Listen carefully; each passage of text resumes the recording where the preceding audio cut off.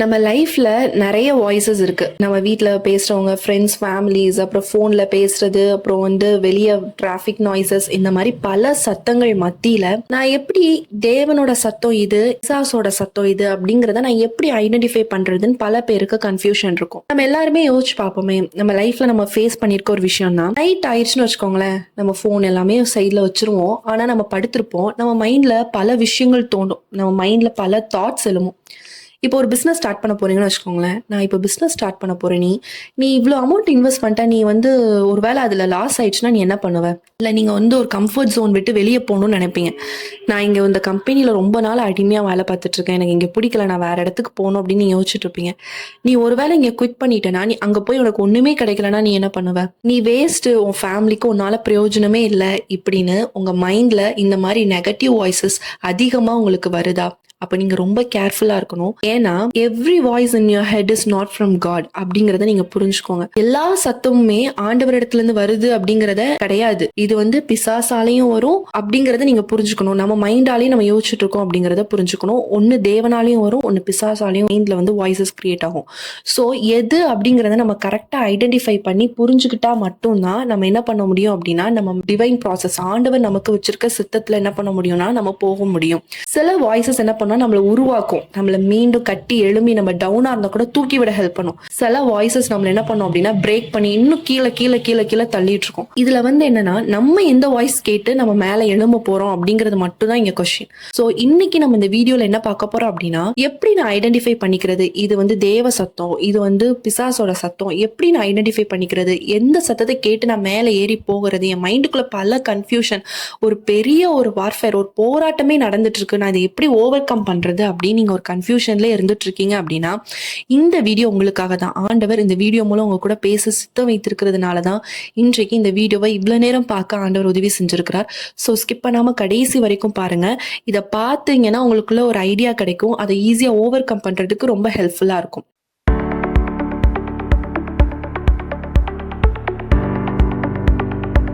ஃபர்ஸ்டா பாத்தீங்க அப்படின்னா, ஆண்டவரோட சத்தம் பிசாசோட சத்தத்துல நீங்க பாத்தீங்க அப்படின்னா, பீஸ் வெர்சஸ் கன்ஃபியூஷன் எடுத்துக்கலாம். ஒரு சத்தம் சமாதானம் கொடுக்கும், ஒரு சத்தம் கன்ஃபியூஷன் கொடுக்கும் அப்படிங்கறத நீங்க தெரிஞ்சுக்கோங்க. 1 கொரிந்தியர் 14:33 வாசிக்கலாம். தேவன் கலகத்திற்கு தேவனா இராமல் சமாதானத்திற்கு தேவனா இருக்கிறார். காடோட வாய்ஸ் எப்படி இருக்கும் அப்படின்னா, அது சத்தமா ஒரு மாதிரி பயங்கரமா இருக்கிற மாதிரி அல்ல. அது எப்படி இருக்கும் அப்படின்னா கிளியரா இருக்கும்.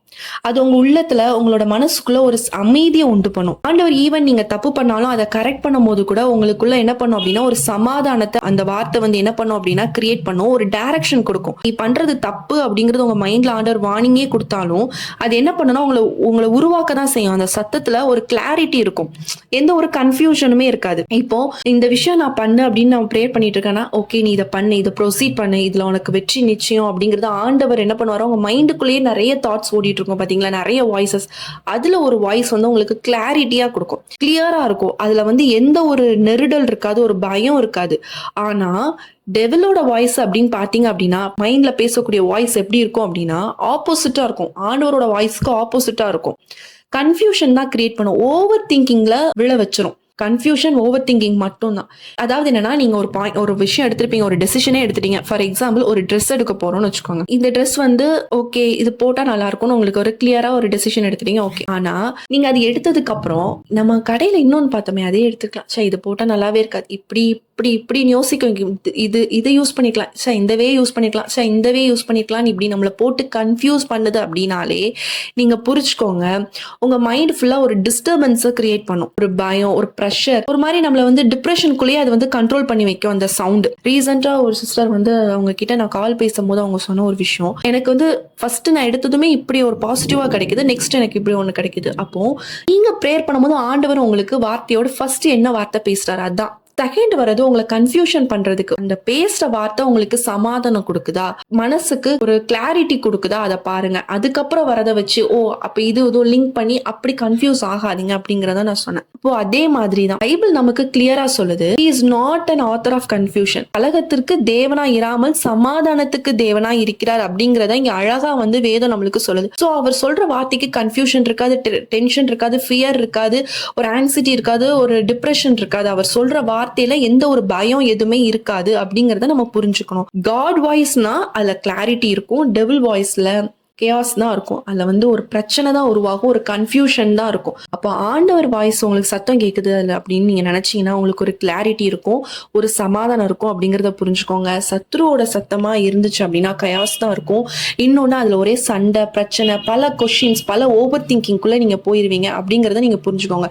இந்த ரெண்டு வச்சு நீங்க கண்டுபிடிச்சலாம் எது ஆண்டவரோட சத்தம் அப்படிங்கறத ஐடென்டிஃபை பண்ணிக்கலாம். செகண்ட் பாயிண்ட் அப்படின்னு பாத்தீங்க அப்படின்னா ட்ரூத் வெர்சஸ் ட்விஸ்ட்னு வச்சுக்கலாம். இது வந்து நம்ம எல்லாருக்குமே தெரிஞ்ச ஒரு இன்சிடென்ட் தான், ஆதாம் ஏவாள் ஸ்டோரி தான். இதுல வந்து ஆதியாகமம் 3ஆம் அதிகாரத்துல நீங்க பாத்தீங்க அப்படின்னா 1வது வசனத்துல சொல்லப்பட்டிருக்கு, அது ஸ்திரீயை நோக்கி, அதாவது சர்ப்பமானது ஸ்திரீயை நோக்கி, நீங்கள் தோட்டத்தில் உள்ள சகல விருட்சங்களின் கனியை புசிக்க வேண்டாம் என்று தேவன் சொன்னது உண்டோ அப்படின்னு ஒரு ட்விஸ்டிங் கொஸ்டினை வந்து கிரியேட் பண்ணுது. தேவன் சொல்லிட்டாரு, இன்ஸ்ட்ரக்ஷன்ஸ் கொடுத்துட்டாரு, நீ சாப்பிடக்கூடாது அப்படிங்கறத வந்து சொல்லிட்டாரு.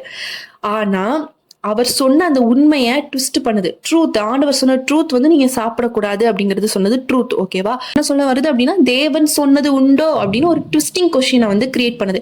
இப்ப ட்விஸ்ட் பண்ணனால என்ன ஆயிடுச்சு அப்படின்னா இந்த ட்ரூத் மேல நம்மளுக்கு ஒரு டவுட் வர ஆரம்பிச்சுது. ஆண்டவர் சொன்னது மேல நம்மளுக்கு ஒரு டவுட் கிரியேட் ஆக ஆரம்பிச்சிருது. இந்த டவுட் வரனால என்ன ஆகுது அப்படின்னா ஏவாளோட லைஃப் என்ன ஆகுது அப்படின்னு பாத்தீங்கன்னா சேஞ்ச் ஆகிறத, இந்த டவுட் வந்து அந்த டவுட் ஈஸியா அவளோட இருதயத்துல கிரியேட் செய்து அவ தவறான டெசிஷன் எடுத்து அவங்க லைஃப் போறத நம்ம வந்து பாக்குறோம். இப்போ இதே பேட்டர்ன் தான் வந்து ஒரு சோகமா இருக்கும். நம்ம லைஃப்ல எல்லாருமே நம்மளை விட்டு போயின சூழ்நிலை இருக்கும். அப்போ நம்மளுக்கு உண்மையாவே ஆண்டவரை நேசிக்க தான் செய்யறாரா அப்படின்னு இதே மாதிரி ஏவாளுக்கு எப்படி ஒரு கொஸ்டின் ட்விஸ்ட் பண்ணுச்சோ அதே மாதிரிதான் ஆண்டவர் சொல்லிட்டாரு, நான் உன்னை நேசிக்கிறேன்னு சொல்றாரு. பட் அந்த உண்மையை ட்விஸ்ட் பண்ணி நம்ம கிட்ட கொண்டு வருவான்.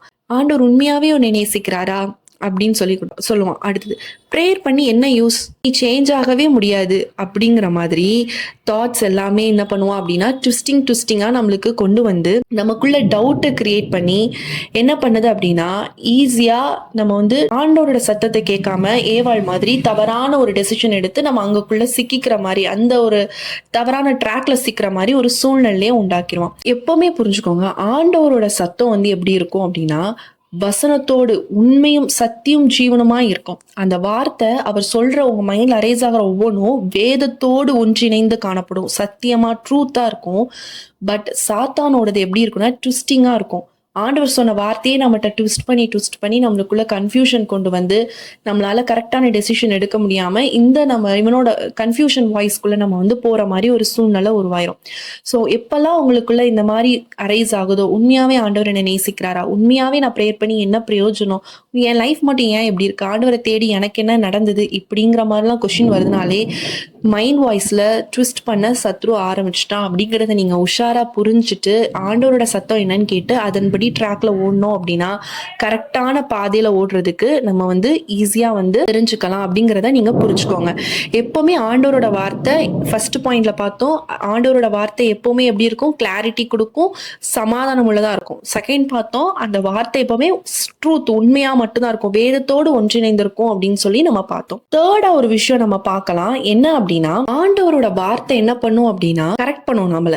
நம்ம தப்பு செஞ்சாலும் கரெக்ட் பண்ணோம். ஆனா டெவிலோட வாய்ஸ் வந்து நம்மளோட ஐடென்டிட்டியவே அழிக்கிறதுக்கு அது வந்து ரொம்ப இதா சுற்றி தெரியும். அதாவது கன்விக்ஷன் வெர்சஸ் கண்டாமினேஷன் அப்படின்னு நம்ம சொல்லலாம். ரோமர் 8ஆம் அதிகாரம் 1ஆம் வசனத்துல சொல்லப்பட்டிருக்கு, ஆனபடியால் கிறிஸ்து இயேசுவுக்குட்பட்டவர்களாய் இருந்து மாம்சத்தின்படி நடவாமல் ஆவியின்படியே நடக்கிறவர்களுக்கு ஆக்கினி தீர்ப்பு இல்லை அப்படின்னு சொல்லி இங்க சொல்லப்பட்டிருக்கு. ஆண்டோரோட வார்த்தை வந்து எப்படின்னா நம்மள திருத்தும். நீ வந்து இப்படி பண்ணனா இந்த மாதிரி உனக்கு தப்பாயிரும், சோ இதை வந்து திருத்து அப்படிங்கறது ஆண்டவரோட வார்த்தை நம்மளுக்கு வந்து கட்டாயமா ஒரு கண்டிஷனா ஒரு வார்த்தை சொன்னாலும் அடுத்து நம்மளுக்கு ஒரு ஹோப் கொடுக்குற மாதிரி சில வார்த்தைகளும் ஆண்டவர் சொல்லுவாரு. நம்ம லைஃப்ல ஒரு தப்பு பண்ணிட்டோம்னு வச்சுக்கோங்களேன், நம்ம வந்து ஆண்டவர் கிட்ட ப்ரேயர் பண்ணும்போது நீ பண்றது தப்புன்னு ஆண்டவர் நம்மளுக்கு கண்டித்து உணர்த்துவார். ஆனா அதுல ஒரு ஹோப் இருக்கும், ஒரு லவ் இருக்கும், நம்மள வந்து ஆண்டவர் பிடிச்சிருக்கிறார் அப்படிங்கிறது நம்மளுக்கு வந்து தோணும். நான் ஒன்னு விட்டு போகல அப்படிங்கிற மாதிரி ஆண்டவர் நம்மகிட்ட பேசவும் செய்வார். அதாவது கண்டித்தும் உணர்த்துவார், நம்மளை கட்டியும் அணைப்பார். அதுதான் நம்மளோட தேவன். பிசாசோட வார்த்தையில எப்படி இருக்கும் அப்படின்னா நம்மள அட்டாக் மட்டும் தான் பண்ணும். நம்ம ஒரு ப்ராப்ளம் பண்ணிட்டோம்னா அந்த ப்ராப்ளம் வச்சுட்டே நீ ஒரு யூஸ்லெஸ், அந்த ஒரு கில்ட் ஃபீல் நம்மகிட்ட, அதான் அவ்வளவுதான். இந்த கில்ட் வந்து நம்மகிட்ட ஒரு விதையா போட்டுருவான். காலையில இருந்து நைட் வரைக்கும் இதை பத்தியே நீ யோசிச்சிட்டே இருக்கிற மாதிரி நம்மளோட சூழ்நிலையை, நம்மளோட மைண்டை வந்து ஃபுல்லா இதை பத்தியே யோசிச்சு நம்மளோட ஐடென்டிட்டியவே நம்ம ஃபுல்லா நம்மள அழிக்கிறதுக்காக அவன் ஒரு திட்டம் பண்ணுவான். அப்போ ஆண்டவர் ஒரு வார்த்தை நீங்க எப்பவுமே புரிஞ்சுக்கணும், இந்த மாதிரி ஒரு நெகட்டிவ் வார்த்தை வந்துகிட்டே இருக்குன்னா இது வந்து பிசாசு நம்ம அழிக்கிறதுக்காக கொண்டு வரான். ஆனா இதே இது ஆண்டவர் நீங்க தப்பு செஞ்சா தப்புன்னு சொல்லுவாரு, பட் தப்புன்னு சொன்னாலும் ஆனாலும் நான் உன்னை நேசிக்கிறேங்கிறது ஆண்டவரோட வார்த்தை. தப்ப கரெக்ட் பண்ணு, நான் உனக்காக வெயிட் பண்ணிட்டு இருக்கேன், நீ வா, நான் உன்னை திரும்பியும் கட்டி அணைச்சுக்கிறேங்கிறது ஆண்டவரோட வார்த்தை. அப்போ இந்த மாதிரி இதுல எதை நம்ம ஃபாலோ பண்றோம்னு பாக்குறோம். இந்த மாதிரி பிசாசோட இதுல அவன் கில்ட் ஃபீல்ல வச்சுட்டு ஏதோ ஒரு பாஸ்ட்ல நம்ம எல்லாருமே ஏதோ ஒரு விஷயத்துல தப்பு பண்ணிருப்போம். பட் அந்த பாஸ்ட்டை நினைச்சு நினைச்சு நிறைய பேர் பிரசன்ட் லைஃபை மிஸ் பண்ணிடுவோம். இது பிசாசோட சத்தத்தின்படி நம்ம நடக்கிறனாலதான் நம்ம இந்த மாதிரி இன்னும் நம்ம கீழே இருப்போம். ஆனா அதை உதறி விட்டு ஆண்டவர் சொல்லுவாரு, நீ இது எல்லாத்தையும் தூக்கி போட்டுட்டு நீ வா, நான் உன்னை வந்து ஏத்துக்கிறேன், நான் உன்னை மீண்டும் உன் பாவத்தை எதுவுமே நான் பார்க்க மாட்டேன் அப்படின்னு நம்ம ஆண்டவர் சொல்லுவாரு.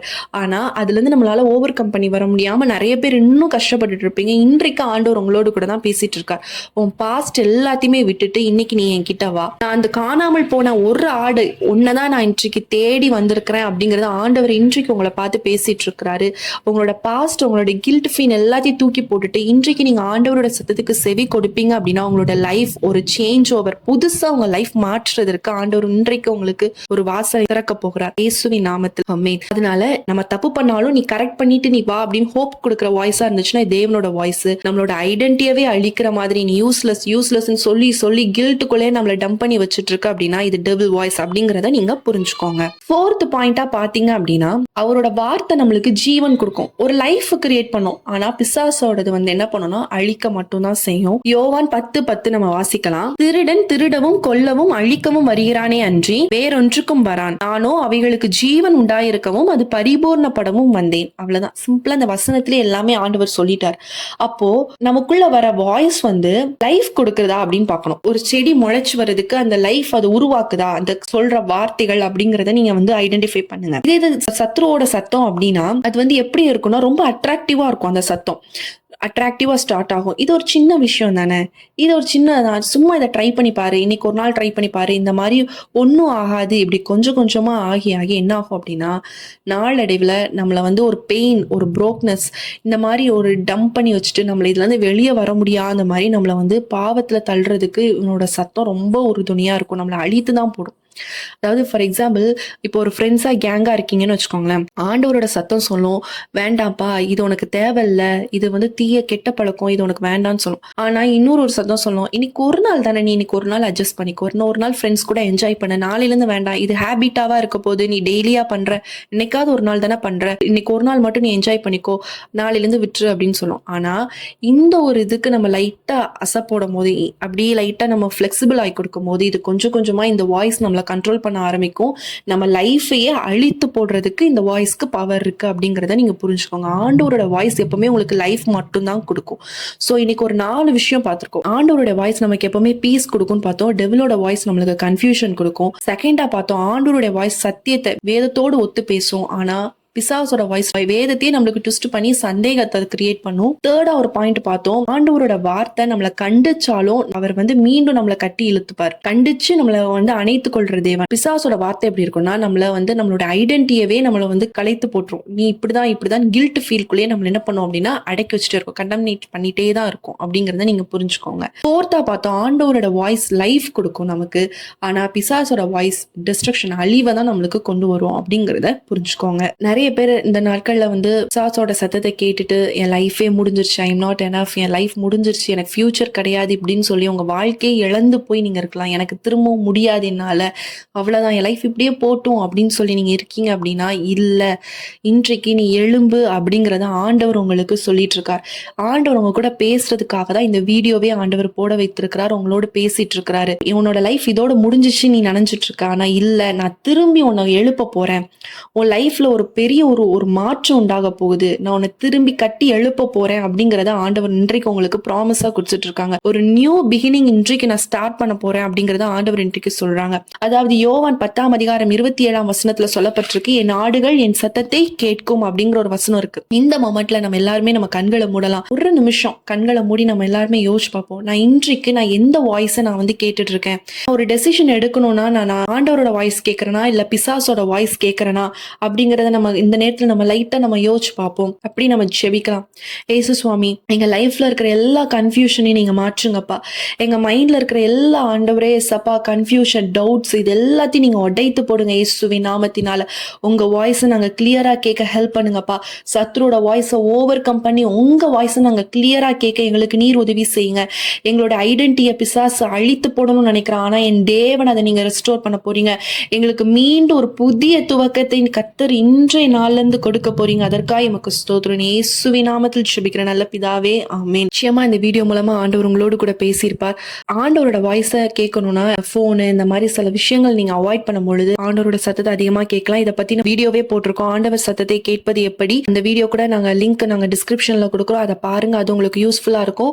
இப்போ கேட்ட காரியங்கள் உங்களுடைய லைஃப்ல அப்ளை பண்ணி பாருங்க. நிச்சயமா உங்களோட லைஃப் ஆண்டவர் புதிய துவக்கத்தை கொடுக்க போறேன் அப்படின்னு ஆண்டவர் சொல்லியிருக்கிறாரு. அதுக்கு நிச்சயமாய் செய்வார். இந்த வீடியோ உங்களுக்கு ரொம்ப பிரயோஜனமா இருக்கும் என்று சொல்லி கர்த்தருக்குள் விசுவசிக்கிறேன். இதை நீங்க அநேகருக்கு ஷேர் பண்ணுங்க, அவங்களுக்கும் இது ரொம்ப பிரயோஜனமா இருக்கும். மீண்டும் உங்களை அடுத்த ஒரு வீடியோல சந்திக்கிறேன். கர்த்தர் உங்களை ஆசீர்வதிப்பாராக. ஆமென்.